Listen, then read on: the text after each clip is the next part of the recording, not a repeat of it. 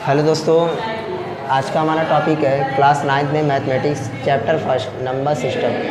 तो हम class 10th के प्लेलिस्ट में संख्या पद्धति यानी संख्या के बारे में, टाइप्स ऑफ नंबर, ये सब हमने बता दिया है। ठीक है, तो हम क्लास 9th में उसका डिस्कशन नहीं करेंगे, हम डायरेक्ट इसके एक्सरसाइज को सॉल्व करने की कोशिश करेंगे। तो संख्या के बारे में, संख्या पद्धति के बारे में सब चीज़ बताए हैं, आप जाके प्लेलिस्ट में देख सकते हैं। तो टाइम को नो वेस्ट करते हुए हम एक्सरसाइज की तरफ बढ़ेंगे। तो आपका बच्चों जो एक्सरसाइज 1.1 है बच्चों, 1.1 में आपका पहला क्वेश्चन है। एनसीईआरटी बुक का फर्स्ट क्वेश्चन आप बुक में देखेंगे तो आपके बुक में मिलेगा आपको क्वेश्चन नंबर फर्स्ट, क्या शून्य एक परिमेय संख्या है? क्या शून्य एक परिमेय संख्या है? क्या इसे हम p/q के रूप में लिख सकते हैं? यदि हाँ तो क्यों, नहीं तो क्यों? ठीक है, तो आपको जानकारी के लिए बता दें कि परिमेय संख्याएं क्या होती है। ऐसी संख्याएं जिन्हें हम p/q के रूप में लिख सकते हैं और जहाँ पे q का मान 0 नहीं होना चाहिए। ठीक है, तो इसमें बोला कि क्या शून्य एक परिमेय संख्या है? शून्य।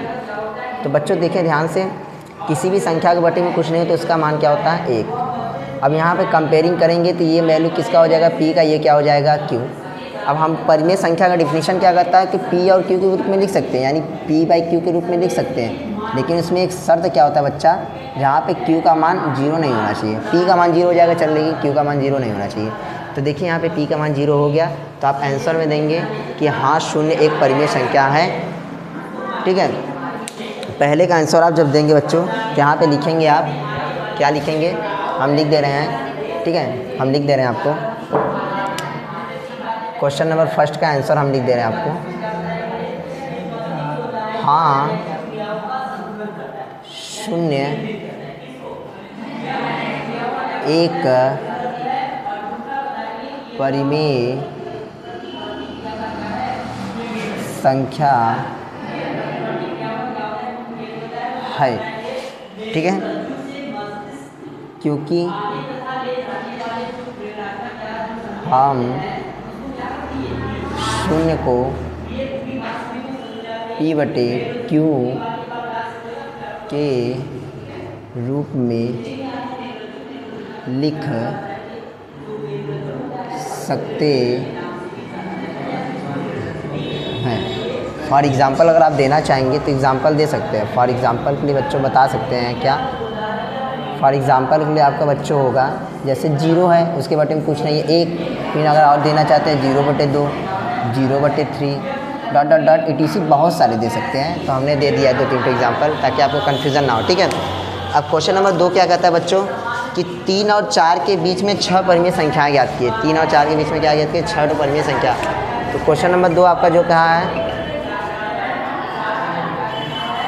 क्वेश्चन नंबर 2 का हम आप बुकलेट में देखिएगा, क्वेश्चन बुक में दिया होगा आपके। 3 और 4 के बीच में 6 परिमेय संख्या, 3 और 4 के बीच में कितना? 6 परिमेय संख्या बताइए, परिमेय संख्या बताइए। तो बच्चों हम बता देते हैं जानकारी के लिए, यहाँ पे 3 है, किसी भी संख्या का अपॉन में हमेशा 1 होता है। ठीक है, यहाँ पे 3 है और यहाँ पे क्या है बच्चों? एक आपका क्या होगा? 3 हो गया, और एक क्या है आपका? 4। इसके बटे क्या है? 1।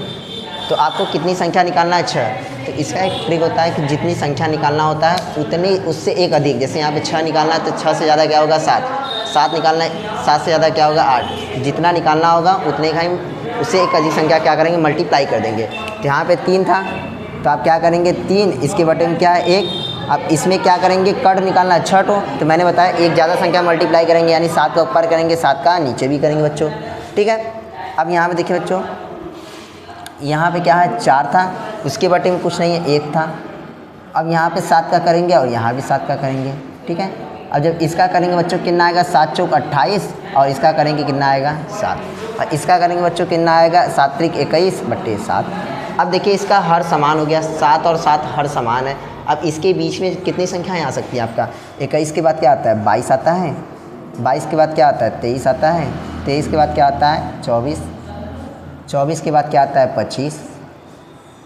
25 के बाद क्या आता है? 26। 26 के बाद क्या आता है?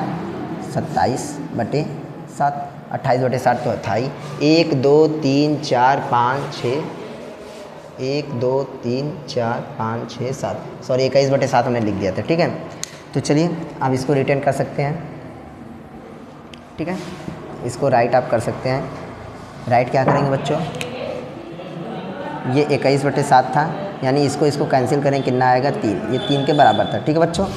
और इसके आगे क्या था 28/7 था, इसको कैंसिल आउट कर दें, कितना आएगा 4, यानी 3 और 4 के बीच में कौन कौन सी संख्या है, 22/7 है, 23/7 है, 24/7 है, 25/7, 26/7, 27/7, 1 1 2 3 4 5 6 हो गए, ठीक है। अब इतना हो गया, तो आप एक काम करिए, इतना स्क्रीनशॉट ले लीजिए। इसके बाद 2 क्वेश्चन और है, तो 2 क्वेश्चन को हम देख लेते हैं, ठीक है। इसको स्क्रीनशॉट ले लीजिए, ठीक है। चलिए अब क्वेश्चन नंबर 3 की तरफ बढ़ते हैं। क्वेश्चन नंबर 3 आपका क्या करता है बच्चों, चलिए क्वेश्चन नंबर 3, ठीक है। तो क्वेश्चन नंबर 3 आपका कहता है बच्चा, 3 का आंसर आप करेंगे। तो देखिए आपका दिया है बच्चों क्वेश्चन नंबर 3/5 और 4/5 के बीच में 5 परिमेय संख्या बताइए, के बीच में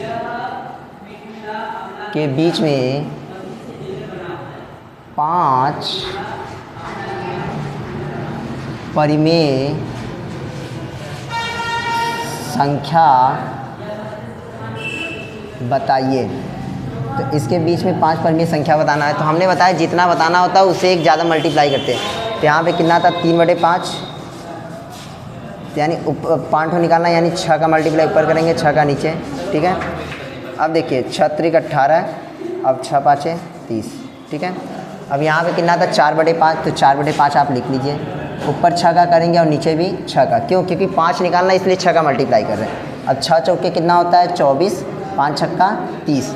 अब बच्चा देखिए हर जब समान हो जाएगा बस अंश में परिवर्तित करेंगे। तो यहाँ पे 18 है, तो 18 के बाद क्या आएगा बच्चों आपका 19, 19 के बाद क्या आएगा 20, 20 के बाद क्या आएगा 21, 21 के बाद क्या आएगा 22, 22 के बाद क्या आएगा बच्चा 23, ठीक है।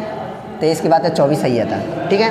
तो 5 परिमेय संख्या हो गया, देख लीजिए 1 2 3 4 5, ठीक है। अब इसको राइट कर सकते हैं यहाँ से, ठीक है। इतना आप इरेज कर देंगे, ठीक है। इसको आप इरेज करके, ये भी इरेज करके आप यहाँ पे लिख सकते हैं। ये कितना था यहाँ पे बच्चों 4/5, ठीक है, और यहाँ पे कितना था 3/5, ओके। आई होप इतना क्लियर हो गया होगा। आप इसको भी राइट कर लीजिए। अब क्वेश्चन नंबर 4 की तरफ बढ़ते हैं बच्चों। क्वेश्चन नंबर 4 आपका दिया है, क्वेश्चन नंबर 4 दिया है आपका, प्रत्येक प्राकृतिक संख्या एक पूर्ण संख्या होती है, ठीक है। प्रत्येक प्राकृतिक संख्या एक पूर्ण संख्या होती है। क्वेश्चन नंबर 4 का आंसर फर्स्ट, ठीक है। इसमें दिया बच्चों प्रत्येक प्राकृतिक संख्या एक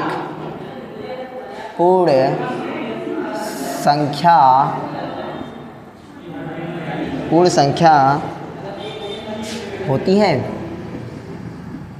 तो कहेंगे आंसर में बच्चों हाँ, क्यों, क्योंकि आपको पता है प्राकृतिक संख्या जो स्टार्टिंग होता है, जो प्राकृतिक संख्या आपका होता है वो कहाँ से स्टार्टिंग होता है 1 से, 1 2 3 dot dot dot dot infinite तक। और पूर्ण संख्या क्या होता है बच्चों 0 से स्टार्ट होता है। जो पूर्ण संख्या होता है बच्चों, वो पूर्ण संख्या क्या होता है 0 से स्टार्ट होता है। ये 0 1 2 3 डॉट डॉट डॉट इन्फिनाइट तक, ठीक है बच्चों। तो आप देखिए अगर आप प्रत्येक प्राकृतिक संख्या क्या है पूर्ण संख्या होती है तो कहेंगे हाँ, क्योंकि बच्चों प्राकृतिक संख्या में 1 2 3 से स्टार्ट हो रहा, पूर्ण संख्या भी 1 2 3 से है, लेकिन यहाँ 0 से स्टार्टिंग है, लेकिन 0 हटा देंगे बाकी सब संख्या वही आपका हो जाएगा प्राकृतिक संख्या। यानी पूर्ण संख्या में बस 0 को शामिल किया गया है और प्राकृतिक संख्या में 0 को नेगलेक्ट किया गया है। तो आंसर में क्या देंगे इसका आंसर में देंगे हाँ, प्रत्येक प्राकृतिक संख्या एक पूर्ण संख्या होती है, ठीक है। तो चलिए इतना हो गया। अब 2 क्वेश्चन और है, एक क्वेश्चन हम देंगे घर के लिए, ठीक है। 2 दिया है प्रत्येक पूर्णांक एक पूर्ण संख्या होती है। इसमें दिया क्वेश्चन नंबर 2 आंसर 2,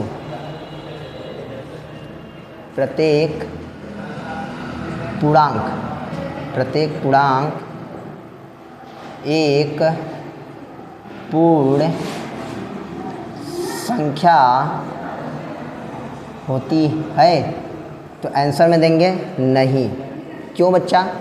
नहीं, क्योंकि आपको पता है कि पूर्णांक में माइनस संख्या भी आता है। पूर्णांक में भाई माइनस संख्या, -3, -2 ये सब पूर्णांक में भी आते हैं, बट यहाँ पे -4 does not belong to whole number. भाई पूर्ण संख्या में नहीं आता है, डज नॉट। भाई -4 पूर्ण संख्या थोड़ी ना, पूर्ण संख्या तो 0 से स्टार्ट होता है, वो तो नेगेटिव हो जाएगा, क्योंकि पूर्णांक में ऋणात्मक संख्या भी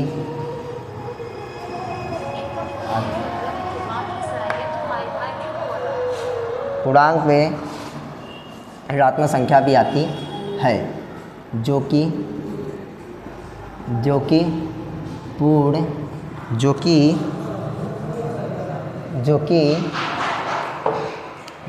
संख्या नहीं है। ठीक है, तो क्वेश्चन हम पूरा करा दे रहे हैं बच्चों। आज का एक्सरसाइज में हम एक क्वेश्चन पूरा आपका करा दे रहे हैं, ताकि आप लोग को दिक्कत ना हो, परेशानी ना हो बच्चों। ठीक है, तो चलिए क्वेश्चन नंबर 2 भी हो गया। अब क्वेश्चन नंबर 3 एकदम छोटा सा है बच्चों। प्रत्येक परिमेय संख्या एक पूर्ण संख्या होती है। इसमें दिया है बच्चों चौथा का आंसर नंबर 3। इसमें दिया है कि प्रत्येक परिमेय संख्या एक पूर्ण संख्या होती है, पूर्ण संख्या होती है।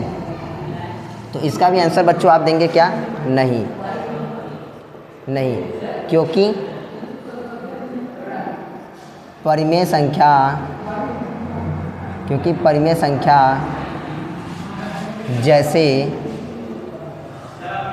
1/2, -1/2, -3/4 है, लेकिन ये संख्याएं, यानी ये सब जो संख्याएं हैं, लेकिन यह संख्याएं पूर्ण संख्या नहीं है, पूर्ण संख्या नहीं है। ठीक है, सीधा सीधा मतलब जाइए, परिमेय संख्या माइनस में भी हो सकता है, लेकिन आपका जो पूर्ण संख्या वो माइनस में भी नहीं हो सकता, माइनस में कभी नहीं हो सकता। ठीक है, तो आई होप आपका आज का टॉपिक हमारा क्लियर हो गया होगा।